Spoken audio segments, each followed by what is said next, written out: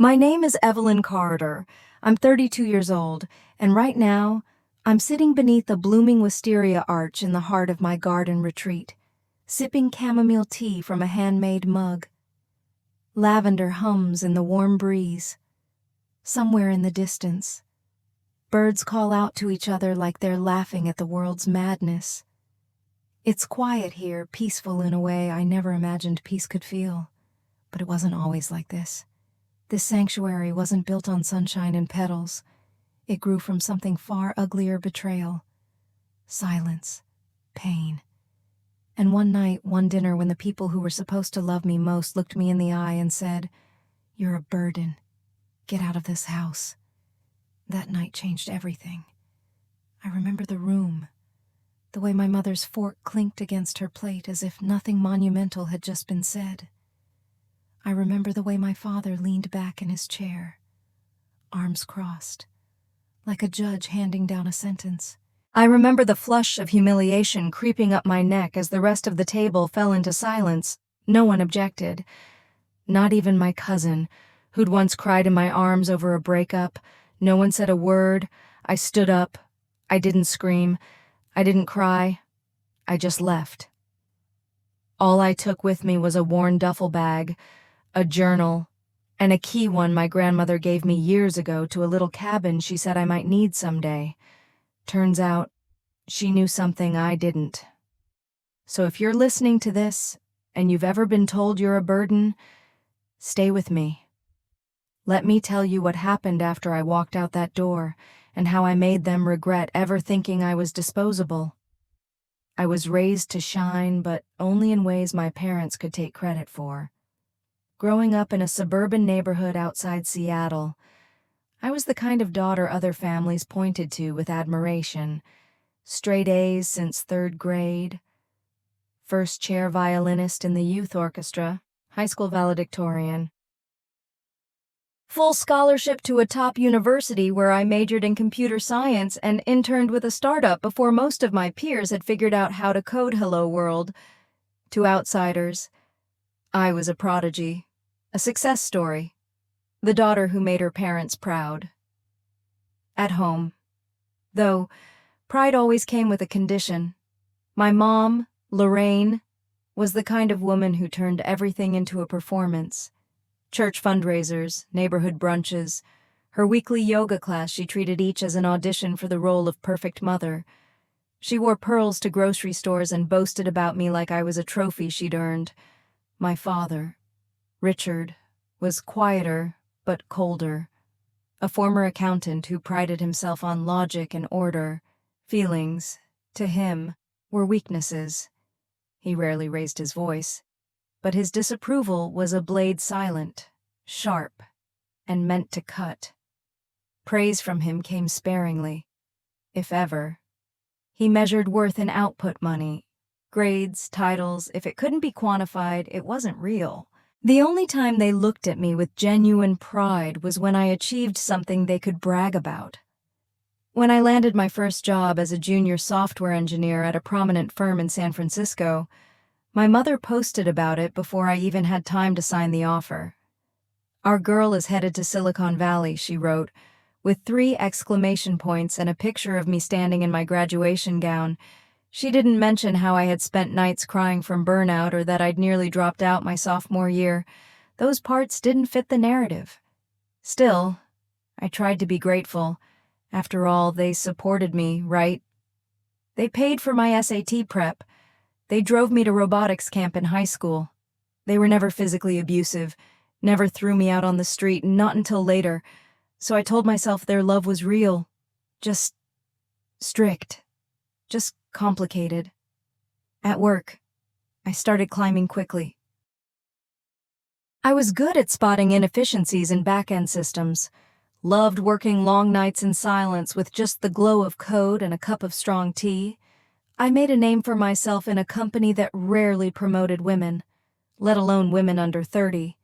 At 27, I was leading a small development team and being prepped for management. That's when I made my first real mistake. I started slowing down. It began with anxiety attacks I didn't know how to name. My hands would tremble during meetings. My chest would tighten when a Slack notification popped up. I started waking at 3 a.m., with my mind racing like I was trapped in a mental sprint. One night, I blacked out while crossing the street on the way home. It was raining. A bike messenger swerved to avoid me, shouting something I couldn't hear. I woke up in the ER with a mild concussion and a doctor's note that said, "Your nervous system is in overload." They called it burnout. My therapist later called it high-functioning trauma. But I didn't think of myself as someone who had trauma. I had a good job, a sleek apartment. I was the daughter who succeeded. What trauma still? I was told to take time off. That didn't go over well. When I told my parents I was stepping away from work for a few weeks, maybe longer, my mother went quiet for a full 10 seconds before saying, "Well, I just hope people don't think something happened." My father sighed and asked, "Do you have enough in savings to avoid becoming dependent on us?" I laughed at first. Then I realized he wasn't joking. I assured him I was fine financially, which I was, for a while. I didn't mention the pain that started in my lower back and worsened over time, or the scan that showed nerve damage from the fall, or that I couldn't sit at a computer for more than an hour without spasms shooting down my legs. I didn't tell them how often I cried from the shame of it all, how the girl who once fixed broken systems with a few lines of code now couldn't fix her own body. Eventually, I had to leave my job entirely. The decision crushed me, not just because I loved the work, but because it meant letting go of the identity my family had used to define me. Without my career, who was I? I asked myself that every day as my savings dwindled and I applied for disability benefits I never thought I'd need. When the lease on my apartment ended, I couldn't afford a new one. I was too proud to ask friends for help. So, with nowhere else to go, I called home. Mom answered. Her voice was polite, almost chirpy. "Oh," she said, "you want to come stay here?" I heard the hesitation in her tone, like she was calculating the optics. "Just until I get back on my feet," I told her. "A few months at most." She sighed. "Well, your old room's full of storage, but I suppose we can make space." And just like that, I was back. Back in the house where trophies lined the hallway, back in the shadow of my own golden image. But this time, I didn't feel like a daughter. I felt like a guest. And very soon, I would feel like an inconvenience.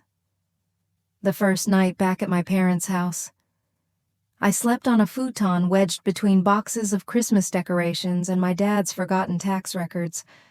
My old bedroom had been converted into a storage space years ago, replaced by what my mother called her seasonal organization system.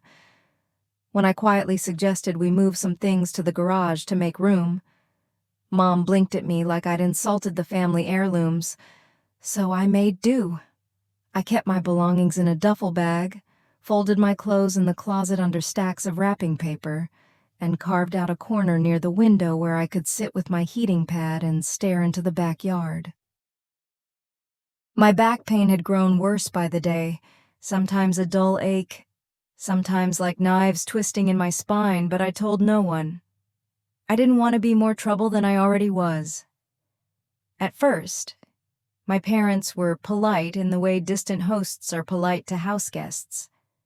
My mother made coffee in the mornings, poured a second cup for me without asking, then launched into updates about people I didn't remember from church or her book club. My father spent his time in the study, emerging for meals with comments about inflation and the state of the country, which always somehow led to criticism about my generation's supposed softness. "You can't expect the world to accommodate your feelings," he said one evening as I shifted uncomfortably at the table, trying to sit through the nerve pain without grimacing. "In my day, people worked through it. No one talked about trauma. They just dealt with it." I nodded, said nothing, because I was too tired to explain what it's like to lie awake at 2 a.m., wondering if your body will ever stop betraying you, or how every noise, every slammed door, drop plate, barking dog sends your pulse racing like you're under attack. Instead, I tried to help. I washed dishes after dinner, folded laundry, cleaned the gutters when my back allowed it. I researched freelance work I might do lying down proofreading, copy editing, anything that might bring in income without igniting another flare-up. But everything I did seemed invisible to them. One night, I offered to cook dinner. I spent 2 hours on lemon rosemary chicken, roasted vegetables, and a vegan side for my mother, who had gone plant-based a year earlier after reading one article on gut health. She barely touched the food. "No salt," she muttered. "It's bland." The next morning, I overheard her on the phone with Aunt Sandra. "Well, she's here," she said, as if I were a shipment that had arrived damaged. "But I don't know for how long. She's not herself. I wasn't—" She was right about that, but not in the way she meant. I had lost so much. My career, my independence, my physical ease. But more than anything, I had lost my sense of worth. I had always tied it to productivity, and now that I couldn't work 60-hour weeks and fix back-end failures in record time, I felt hollow. I felt like a failed machine still trying to turn on, and my parents, consciously or not, fed that feeling every day. They never asked how my pain was, never asked what the doctor said. They only asked how soon I'd be able to get back to work. "Have you applied for anything yet?" Dad would ask, arms crossed, standing in the kitchen like an auditor. "I'm working on it," I'd reply, even when my laptop had sat unopened for days because I was too depressed to move. "Well, don't wait too long," he'd say. "You don't want a gap on your resume." A gap. As if everything I was going through, the surgeries, the pain, the therapy, wasn't life, but a glitch in a professional timeline he thought still belonged to him. Eventually, the tension moved from subtle to sharp. It started with the thermostat. I adjusted it once, because the cold triggered my nerve pain. The next day, my dad announced at dinner, "If you're going to stay here, Evelyn, you'll need to respect the house rules." Then it was the groceries. I offered to pay for them with my remaining savings. My mother laughed nervously and said, "No need to act like you're contributing. You're not working." That word, contributing, became their favorite weapon. Every time I rested on the couch, "You know, Evelyn, most people your age are busy building their lives. When I had a panic attack after a neighbor's 4th of July fireworks, you need to toughen up. You can't hide forever." They didn't see me. They saw my absence of function. They saw the broken version of the girl they once bragged about, and they hated the reminder. I began to feel the walls close in. I barely spoke. I skipped meals. I took long walks when I could, just to breathe in air that didn't taste like judgment. I texted old friends and deleted the messages before sending them. And still I stayed. Because I had nowhere else to go. And because a part of me still craved their approval, like a child holding out her hand, begging for warmth from a flame that would only ever burn her. Then came the night that changed everything. A holiday dinner. A full table. My cousins, my aunt and uncle, even a neighbor from down the street who brought pie. I had made an effort, curled my hair, wore something other than leggings and sweatshirts. I smiled through pain and handed my mother a small potted lavender plant I'd grown from seed. "This is for you," I said. She looked at it, then at me, and forced a smile. The meal began fine. Small talk, laughs. But halfway through, my dad said, "You know, it's been 3 months. We've been more than generous." Everyone turned. My fork froze midair. My mom chimed in. "At some point, Evelyn, you have to take responsibility for your life. We can't carry your weight forever." I didn't speak. My cousin shifted in his seat, and then my father looked at me directly and said, "You're a burden.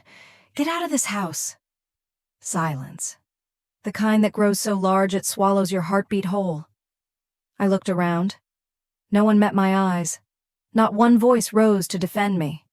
And so I stood. Not because I had strength, but because I had finally run out of reasons to stay. I didn't slam the door. I didn't shout. I didn't cry, not then. I walked upstairs slowly, methodically, as if my body was trying to protect my dignity one step at a time. I packed in silence. A few clothes, my pain medication, my worn journal, the potted lavender I'd given my mother, now sitting untouched by the sink. She hadn't even watered it. I walked back down with my duffel bag slung over one shoulder, my spine aching with every step. They didn't stop me. My mother pretended to clear dishes. My father busied himself refolding his napkin. No one said goodbye. Outside. The cold hit me like a second rejection. The air was sharp. I stood on the porch for a moment, not knowing where to go. For a terrifying second, I nearly turned back inside. My hand even twitched toward the doorknob. But then I remembered the key. Grandma Ruth had given it to me years ago, during one of the last weekends I spent with her before she passed. She took my hand, slipped an old brass key into my palm, and said, "This opens the cabin, just in case you ever need to disappear and remember who you are." At the time, I thought it was poetic, quirky. I never imagined it would save my life. That night, I texted the only person I trusted, Mira, an old friend from college who now lived 3 states away. I didn't explain, just wrote I left. "I'm going to Grandma Ruth's cabin, please don't worry," Mira responded. "Proud of you. Text me when you get there." I slept in a cheap roadside motel that night. The sheets smelled like bleach and the walls were thin, but it was the first place in months where I didn't feel like I was suffocating. The next morning, I drove north in a rental car using the savings I'd once set aside for therapy. The roads narrowed with every hour. Civilization peeled away, replaced by evergreens and fog and the kind of silence that buzzed in your ears. Eventually, I turned down an unmarked gravel path, tires crunching over stones and leaves, until I saw it. A tiny wooden cabin nestled beneath towering pines. The porch sagged. The windows were dusty. But it stood. Just as I remembered from childhood visits, a place where time paused and the air smelled like pine and memory. I stepped out of the car and just stood there, trembling. The moment my foot touched the moss-covered steps, I broke. Tears came fast. Ugly, from someplace so deep it had been damned for years. I dropped the bag and fell to my knees, sobbing into the earth. I cried for the years I'd spent earning love that was never real, for the nights I sat quietly, swallowing my own pain so I wouldn't burden the people who gave me life, for the girl who once believed success would make her safe. It was the kind of crying that empties you. And when it was done, I stood up lighter. The cabin wasn't locked. I turned the brass key and stepped inside to find dust, spiderwebs, and silence. And yet, it felt more like home than the house I'd grown up in. The air smelled of cedar and old paper. On the windowsill sat a jar of dried lavender from my grandmother's garden, faded but still fragrant. Over the next few days, I cleaned, I scrubbed floors, I swept cobwebs from the ceiling. I lit the old fireplace and drank instant soup while wrapped in a blanket I found in a chest marked Ruth's Winter Things. I unpacked my bag, lined my meds on the counter, and rearranged furniture to make space for yoga and gentle stretching.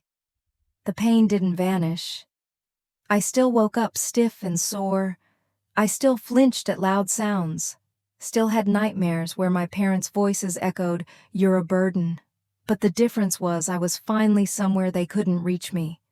There was no internet at the cabin, and barely any cell service. At first, that terrified me, but soon, it became relief. I no longer had to curate answers or pretend I was okay. I no longer had to justify my existence. I just was I started keeping a morning ritual wake with the sun. Brew tea, journal 3 pages, no edits, no judgment. At first, my entries were bitter rants, anger, pain, sorrow. But slowly, they shifted. I began noticing the birds, the way the light filtered through the trees, the resilience of wildflowers pushing up through the frost. One afternoon, while clearing brambles near the porch, I found an old gardening box, inside packets of seeds, half full, labeled in Grandma Ruth's looping cursive: lavender, echinacea, chamomile. Something stirred in me. I cleared a small patch of land and began to plant. Slowly, tenderly. Each day I checked their progress, watered them, whispered encouragement like my grandmother once did. I had no plan beyond that. I didn't know what I was growing into. Only that for the first time in years, something inside me was taking root. One night, I lit a candle, sat on the porch, and watched the stars burn above the trees. I thought about all the ways my family had made me feel small, weak, disposable. And for the first time, I didn't feel like a victim. I felt like a seed, and seeds don't stay buried forever. By the second week at the cabin, my body began to feel not healed, but grounded. My pain was still there, but it no longer defined every second. The silence wasn't deafening anymore, it was sacred. I wasn't cured, but for the first time in years, I could breathe without apology. The garden became my lifeline. Each morning, I moved slowly, painfully through the motion's boiling water, soaking my joints in heat packs, then heading outside with a trowel and journal in hand. I wasn't strong, but I was present. And I learned quickly that healing doesn't always look like progress. Sometimes it's just deciding to keep showing up for yourself, even when your hands shake and your legs feel like fire. The seeds I planted with trembling fingers began to sprout lavender first, then chamomile and lemon balm. The soil in that part of Oregon was dark and rich, like it had been waiting for something to take root, just like me. I began to study the plants, how they responded to light, how they leaned toward warmth, how they bent without breaking. I read Grandma Ruth's old notes, filled with pressed flowers and herbal recipes scribbled in the margins. She had always believed the earth could soothe what medicine couldn't. Some days I doubted it. My body still ached. My mind still spiraled into dark places, moments where I heard my father's voice in my head. You don't contribute. You're not useful. But then I'd step outside, run my hand over a stem that shouldn't have survived frost, and remind myself that resilience doesn't need to be loud. Sometimes, it just needs to keep growing. I journaled everything: my pain levels, my dreams, even the way the bees hovered near the time when the sun rose. And one day, almost without thinking, I wrote a sentence that changed everything. What if this garden isn't just for me? That idea sank into my chest like a seed in warm soil. I thought about people like me, those who had been pushed aside, told they were too broken, too inconvenient, people healing from invisible injuries, veterans, abuse survivors, burnt-out caretakers, women who were told they were too emotional, too loud, too soft. I thought about how alone I had felt in that house, in that dinner, in that silence afterward. What if this space could hold others? Too, I started sketching ideas rough, uneven outlines of what a retreat could look like. Nothing fancy, just a garden, a porch, a bench beneath the trees, a safe place where no one had to explain their pain to be allowed to exist. I didn't know what I was building, but I knew why I wanted to build it, because no one should have to earn their right to be loved, and no one healing from pain should have to do it alone.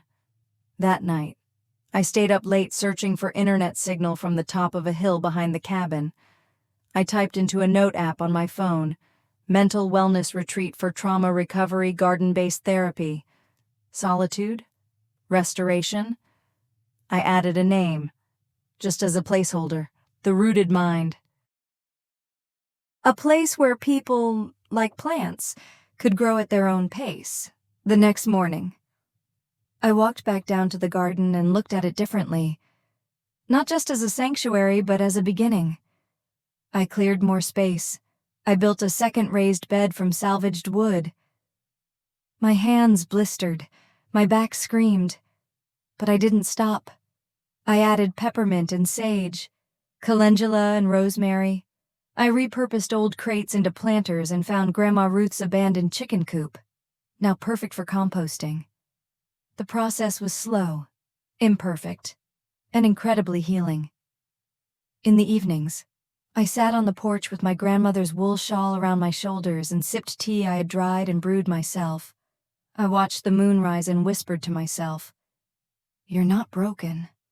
You're becoming." Then one morning, I woke up to the sound of wheels crunching gravel. A beat-up red pickup truck pulled into the clearing. I froze, half afraid it was my parents, half afraid it was someone worse. But when the door opened, I nearly sobbed. It was Mira. She stepped out in boots and a hoodie, her arms full of groceries. "You didn't think I'd let you hide in the woods forever, did you?" She smiled. We hugged hard, and then we cried. Together. She stayed for a weekend. We cooked soup over the old stove, walked the trails, and she helped me sketch out a real plan. She had a background in nonprofit work and knew how to write proposals, apply for microgrants, even build simple websites. "This place," she said, "isn't just healing you. It's going to heal other people. Evelyn, you don't even know how many yet." Something cracked open in me, not from pain, from possibility. Over the next few weeks, I worked on the rooted mind with purpose. I turned a spare closet into a drying rack for herbs. I began filming short videos on my phone, just little things: how to steep lavender for sleep, how to make calendula balm.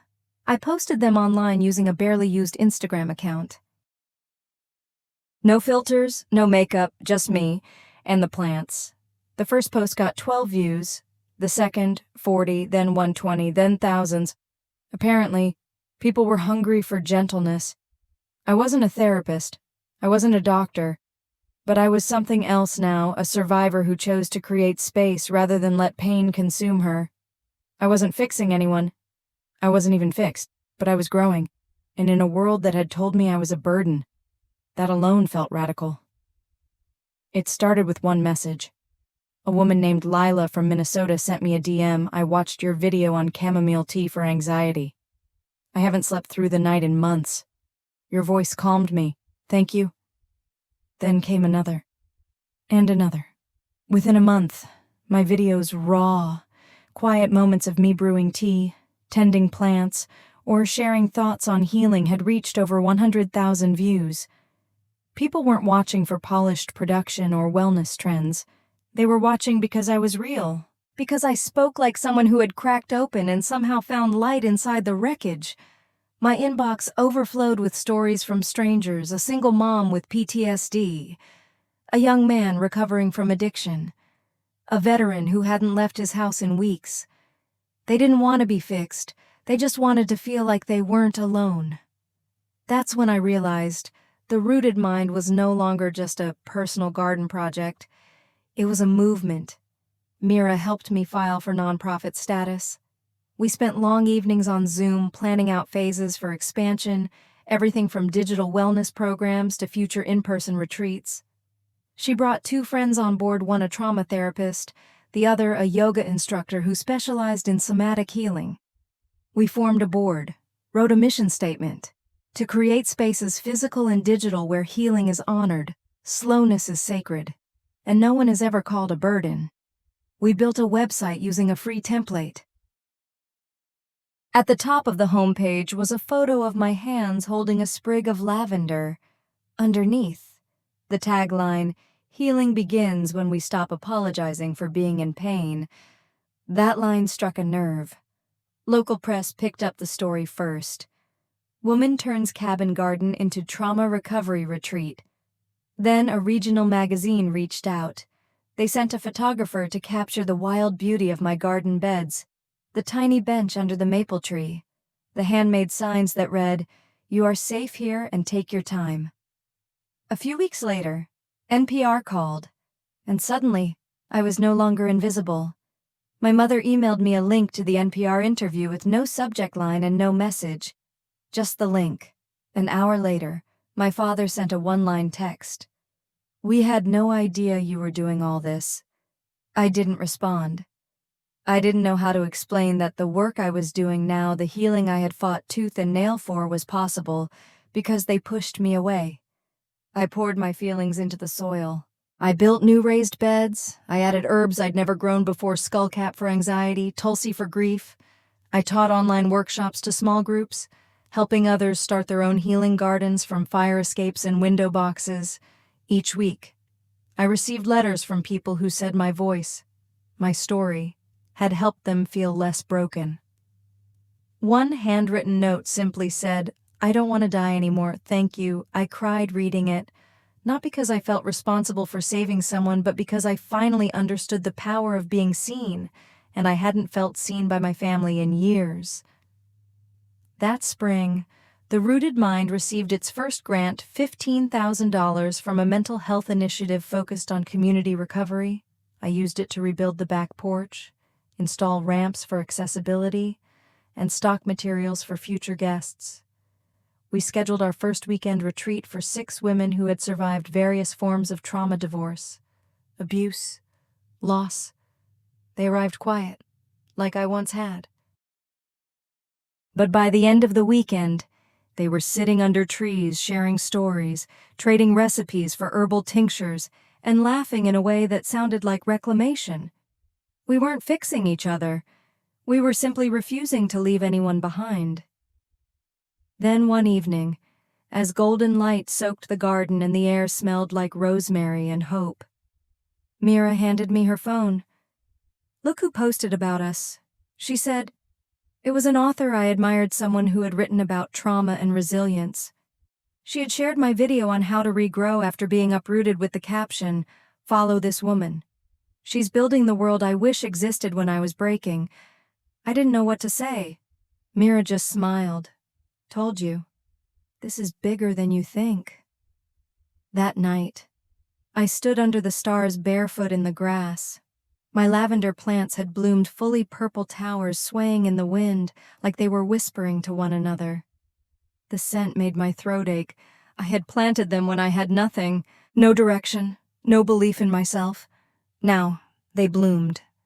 So did I. In the morning, I found an envelope tucked under a flower pot near the gate. No return address. Just my name in messy cursive. Inside was a card. On the front, a watercolor of a tiny sprout pushing through concrete. Inside, it read, "We saw you on the news. We'd like to talk. Mom and Dad." I sat on the porch for hours, staring at it. I wasn't surprised they'd found a way to make this about them. What I didn't know yet was that they weren't just reaching out with words. They were planning a visit. It happened on a Thursday. The sun was low in the sky, casting golden light across the rosemary bushes and newly laid stone path leading to the cabin. I had just finished a one-on-one herbal therapy session with a retreat guest and was rinsing clay from my hands when I heard the crunch of tires on gravel. At first, I thought it might be a delivery. Mira had ordered new signage for the front gate. But as I stepped out to the porch and saw the sleek black Lexus come to a slow, deliberate stop just beyond the lavender beds, my stomach dropped. My mother stepped out first. She was wearing one of her pressed pastel blouses, her hair set in loose curls like she was attending a garden brunch. My father followed, sporting a beige golf jacket and his usual air of detached superiority. I stood frozen at the top of the porch steps, dirt still under my fingernails, sweat clinging to my back. They scanned the land like tourists in a place they didn't understand. My mother gave a tight-lipped smile, waving as if she expected me to come running. "Evelyn," she called sweetly. "This place is charming." I didn't move. The bees buzzed louder than her voice. My father looked around, visibly unimpressed. "So this is what you've been doing with your time." I took a deep breath and stepped off the porch, keeping a safe distance. My voice came out flatter than I intended. "Why are you here?" My mother blinked like the question was rude. "Well, we saw you on television, the interviews, the videos. You've made something of yourself again. And we thought it was time. Time for what I asked." Arms crossed. My father cleared his throat, shifting his weight. "To make amends, rebuild the family. You've clearly figured things out now. We thought it might be appropriate to discuss joining forces, combining resources." And there it was. They weren't here because they missed me. They were here because I had become visible, profitable. My garden wasn't a sanctuary to them, it was a brand, a story they wanted to insert themselves into, like parasites dressing themselves as peacemakers. "We just want to be part of your success," my mother said, her voice lilting like she was offering a favor. "You know we've always believed in your potential." I almost laughed. "You told me I was a burden, you kicked me out." "That was a misunderstanding," she replied quickly. "We were under stress. You weren't well. I wasn't well because of how I was treated." I snapped, voice cracking. "And instead of offering help, you pushed me out the door like trash." My father's expression hardened. "Watch your tone." "Evelyn." There it was again, that invisible leash they'd tried to keep around my throat my whole life. I had walked away from it once. I wasn't going to slip it back on now. I looked at them both. Really looked. Two people who had never taken responsibility for the weight they dumped on me. Two people who saw love as transactional and presence as conditional. They weren't here to say sorry. They were here to claim credit, to reclaim control. But I wasn't the girl at that dinner table anymore. I stepped forward until I stood directly in front of them, my voice calm but sharp. "Let me be very clear. This place, the rooted mind, exists in spite of you, not because of you." My mother's smile faltered. "Evelyn, no," I said, holding up a hand. "You don't get to rewrite history. You don't get to skip the part where I was curled up in a motel room wondering if I deserved to exist. You don't get to show up now that the flowers are blooming and pretend you planted them." They stood there stunned, as if I'd slapped them. But I wasn't angry, not anymore. I was clear. "This," I said, motioning to the garden, the retreat space, the house behind me, "is not yours, not your story, not your legacy. You gave me life, but you took no part in helping me rebuild it." I could see it hit them, the realization that they had lost whatever hold they thought they still had. My father's jaw clenched. My mother looked like she might cry, though I didn't believe it for a second. "We're still your parents," she said, voice shaking. "Family matters." "Family," I said softly, "doesn't tell you that you're a burden and then ask for a piece of your success." I took a step back. "You need to leave. Now." When they didn't move, Mira appeared at the gate. She'd seen everything. She walked calmly to my side, arms folded, gaze firm. "She said to leave," Mira echoed. "This is private property." My father muttered something under his breath as he turned. My mother stood there a second longer, like she wanted to say something, maybe something human, maybe something cruel, but then she turned too. They drove away without another word. I stood still long after the car disappeared down the road. I expected to feel sadness, but all I felt was clarity. Like a fog had lifted. Mira gently touched my shoulder. "Are you okay?" I nodded. "I'm free." That night, as twilight fell across the garden, I lit a small fire in the pit behind the cabin.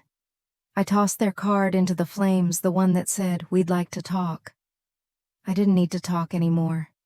I had said everything I needed to say with roots, with resilience, with refusal, and the fire burned clean. The day after my parents left, the air felt different, lighter, like the land itself had exhaled with me. Mira brewed coffee while I sat barefoot in the dew-soaked grass, staring out at the rows of lavender, calendula, and chamomile now blooming like silent applause. The tension that had gripped my shoulders for months was gone. The ghosts of their voices, "You're a burden. You don't contribute," had no more power here. I had finally done what they never taught me to do, draw a line between pain and identity. I wasn't their failure. I was my own beginning. That morning, Mira handed me a notebook titled Phase 2. I flipped through its pages, outlines, sketches, even printed emails from potential donors and retreat guests. At the top of one page, she'd written, "What would the rooted mind look like if it didn't have to play small?" It was the first time I allowed myself to imagine something beyond survival. We'd already hosted 3 small retreats by then. Word had spread quickly. Spaces filled within days. We kept each gathering intimate 6 to 8 people, all with different kinds of wounds, all craving the same thing, a place to be seen without needing to be explained. The cabin was no longer just my refuge. It had become a lighthouse. But demand was growing. We needed more space, more resources, more structure. And most importantly, we needed people who believed in the vision not because of what it could earn, but because of who it could serve. I called in help. Mira's friend Lucia, a trauma-informed yoga therapist, moved into a tiny yurt we built behind the main house. Omar, a former army medic, started weekly somatic therapy walks through the woods. Anna, an herbalist who'd followed my journey online, offered to design a curriculum for a seasonal healing garden training program. We became a team, a family. Each of us had our own stories, our own moments of abandonment, breakdown, survival. And instead of covering up our scars, we used them as blueprints to build something better. One day, after a morning movement circle under the trees, a guest named Cora approached me. She was a single mother of 2, a survivor of domestic abuse, and had driven 9 hours just to be here. She handed me a jar. "I brought this for you," she said. "Inside was homemade apple butter. You said in your video that the garden saved you. I just want you to know you saved me, too. Not by fixing me, but by making me feel like I wasn't the only one." I held the jar to my chest, blinking back tears. This wasn't about me anymore. This was ours. That same week, a journalist from a major wellness publication visited the retreat. She stayed 2 nights, participated in the circle sessions, planted echinacea beside Lucia, and interviewed me beneath the old maple. The article went viral. Within 48 hours, we had hundreds of inquiries. Donations came in through the site. We were invited to speak at mental health summits. One of the country's top trauma-informed therapy collectives asked if they could collaborate. But amidst the attention, I made a promise. The soul of this place would never be for sale. We accepted support. We expanded carefully. We converted the old woodshed into a guest cabin and built a meditation deck facing the east sunrise. Each addition was done with intention, with care, with the reminder that growth without grounding becomes chaos. One quiet evening, Mira and I sat under the stars with mugs of lemon balm tea. The air was warm, crickets humming around us. "You realize you've done what most people only dream of?" she asked. I smiled. "I didn't set out to build an empire." "No," she said. "You set out to survive. And in doing that, you built a sanctuary." I looked around at the solar lights lining the garden path, the hand-painted welcome signs our guests had made, the mural of blooming wildflowers someone had painted on the tool shed. Sanctuary. Yes. Later that night, I pulled out the notebook I'd started my first day at the cabin, the one with tear-stained pages and dirt smudges. I flipped to the final entry I had made months ago. "I don't know who I am without my job, without my parents' approval, without a purpose. I drew a line under it and wrote, "I am Evelyn Carter. I am the soil, the seed, the bloom. I do not need permission to be whole." And when I closed the journal, I knew my legacy would not be built from pain. It would be built from what I grew after. The garden was in full bloom the morning we welcomed our 100th retreat guest. The air shimmered with early summer heat, and the scent of lavender, mint, and marigold drifted across the porch. I stood at the threshold of the cabin, watching as people stepped out of their cars, some hesitating, some clinging to duffel bags like shields. Every face looked the same as mine had once looked, exhausted, uncertain, but holding the quiet ember of hope. Lucia greeted them with her usual warm smile. Omar handed out cloth-bound journals. Mira stood beside me, clipboard in hand, and nudged my shoulder. "Look at what you've built," she whispered. But I didn't answer. I couldn't. My throat caught as I took it all in. Raised beds teeming with healing herbs, benches carved by past guests, a small open-air pavilion where Cora now led weekly writing circles, trails lined with affirmation stones, painted by visitors who once thought they had nothing beautiful left to offer. It didn't feel like mine anymore. It felt like ours. After breakfast, I stood before the new group under the cedar archway at the center of the garden. I introduced myself the same way I always did, not with a title, but with truth. "My name is Evelyn. I'm not here to fix you. I'm just another person who knows what it feels like to be broken open and still choose to grow." Some cried, some smiled. One man, older, leaned heavily on a cane and nodded so slowly I thought he might collapse under the weight of what he carried. That evening, as the sun dipped low, Mira surprised me with a small celebration in the garden's heart. There was honey-sweetened tea, baked apple slices, hand-picked wildflowers in mason jars. They presented me with a plaque carved in wood. "The Rooted Mind, where no one is a burden." I ran my fingers over the words. They were everything I had once needed to hear. As the retreat guests drifted to their cabins, I lingered by the fire pit. The flames danced gently, casting flickers across the soil where I'd once cried alone in the dark. I thought of that night. I thought of the version of me who had walked away from a family dinner with nothing but a duffel bag and a key. Who had believed she had failed, that she had become disposable. That version of me would never have imagined this moment. Mira joined me, a blanket draped over her shoulders. "You okay?" "I'm more than okay," I said. "I'm home." She nodded and sat beside me, both of us watching the fire crackle. "Have you heard from them?" she asked gently. I didn't need to ask who. They still send emails. I admitted, apologies, mostly. Vague, polished, like publicists wrote them, and I delete them. I said, it wasn't bitterness. It was closure. I didn't need revenge. I didn't need validation. I had something better. That weekend, Mark arrived, not my brother because I never had one, but a young man from a recent retreat who decided to stay and help tend the land. He'd once been a foster kid, bounced between houses like unwanted mail, and said the Rooted Mind was the first place he ever felt safe. Now, he managed our compost system and taught guests how to harvest calendula for salves. He called me boss lady in jest, but I knew he meant something deeper. He meant anchor. We became a kind of chosen family, Mira with her strategic vision and compassionate fire, Lucia with her gentle strength, Omar with his quiet presence, Mark with his laughter that healed everyone faster than herbs ever could, and me, the root holding us together.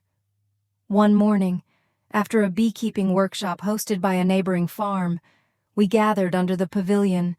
We sat in a circle like we always did. Someone asked, "What would you tell your younger self if she were sitting here right now?" Silence fell. I thought about it hard. Then I looked toward the garden, the same soil I once dug with shaking hands.